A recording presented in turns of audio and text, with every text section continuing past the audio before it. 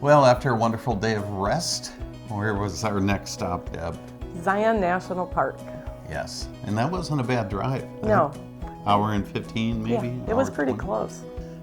That area took our breath away. And on the way up there, we came through this stunning red sandstone area. It was about a 10-mile stretch where we're winding up.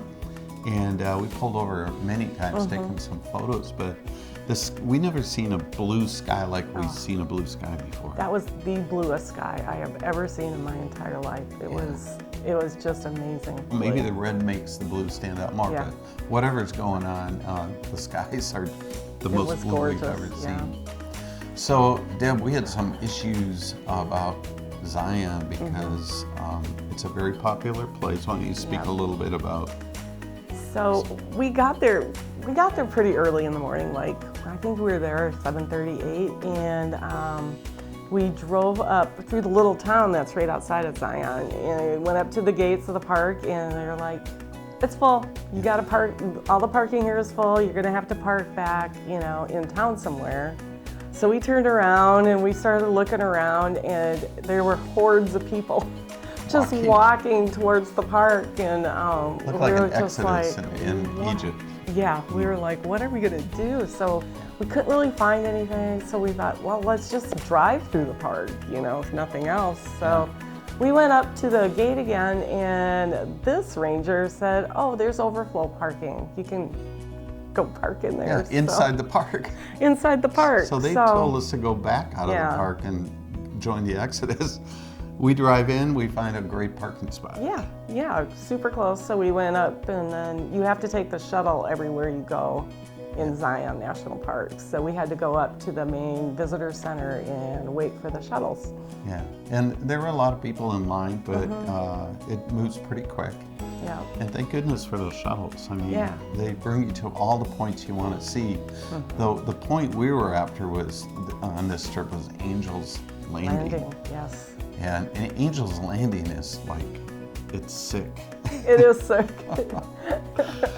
So the trek up to Angel Landing, man, Deb, I mean, it was kind of creepy. We're holding on to we're wall huggers. We were wall huggers. I mean, it's a pretty long trail, and it can get very steep, and they have a lot of switchbacks, which helps with going up the elevation. But there are a lot of people, and sometimes the stone was kind of slick, and it was super windy in a couple spots where it was like, oh, we're gonna get blown off this thing.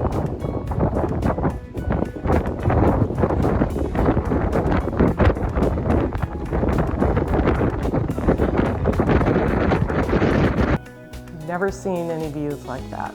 Yeah, especially on the first turn when you look back and it's straight down, I would say probably 900, maybe 1,000 foot drop. Yeah. I mean, the cars were like ants, and that's where it was windy. Yeah. And that's where we were wall huggers. Everyone else was just walking by like, and I'm like, do you realize one little trip you're going over? Right. They didn't care. Yeah. So we kept our hiking going, and we kept going, and we really wanted to get to Angel's Landing. Well, we got to Angel's Landing, and so let me explain how this works. The Park Service put posts in up the rocky cliff so you can hang on to the chain so you don't fall to your death. And I think there have been 18 deaths there now, Something I believe. like I'm that, surprised they still have it open as far as going out to the peak. But Deb, the worst part is the people. Yeah, it was like totally packed full of people. So you have a ton of people trying to go up the chains, and then you got the people that were up trying to get back down. So you're constantly having to stop and wait for one of the groups to get by, going either up or down, and it was just backed up for like the longest time.